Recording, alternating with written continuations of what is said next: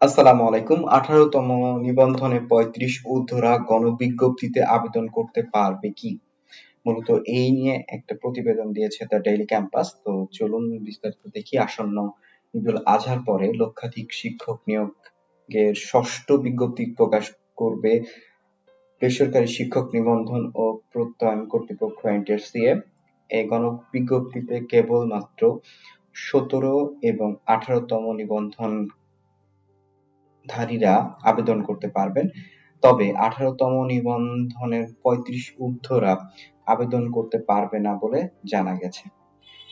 এনটিআরসির একটি সূত্র the Daily ক্যাম্পাসকে জানিয়েছে, এমপিও নীতিমালা অনুযায়ী ৩৫ ঊর্ধ্বদের শিক্ষক পদে নিয়োগের সুযোগ নেই।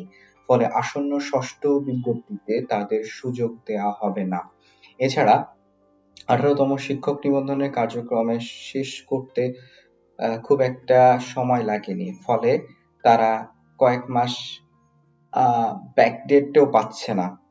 তার মানে কোনো ধরনের কোনো সুযোগ নেই। এই বিষয়ে জানতে চাইলে এনটিআরসির সচিব AMM Riazul Haque the Daily ক্যাম্পাসকে বলেন যে বেসরকারি শিক্ষা প্রতিষ্ঠানে শিক্ষক নিয়োগের নীতিমালা ৩৫ ঊর্ধ্ব বিষয়ে স্পষ্টভাবে নির্দেশনা দেয়া আছে। আমাদের এমপিও নীতিমালার বাইরে যাওয়ার সুযোগ নেই। অর্থাৎ যারা ৩৫ ঊর্ধ্বে আছেন এবং 18তমতে যারা অ্যাপ্লিকেবল হয়েছেন কিংবা সনদ পাবেন, তারা হয়তো বা আবেদন করতে পারবেন না।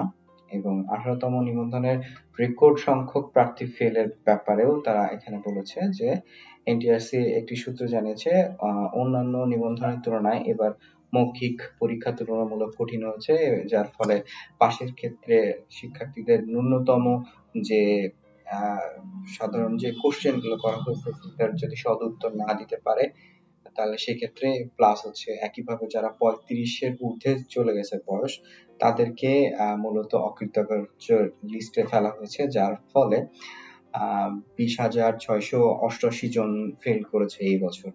তো এই নিয়ে অনেক কিছু বলা হয়েছে, অনেক দিন-দরবার চলতেছে, অনেকের মন খারাপ।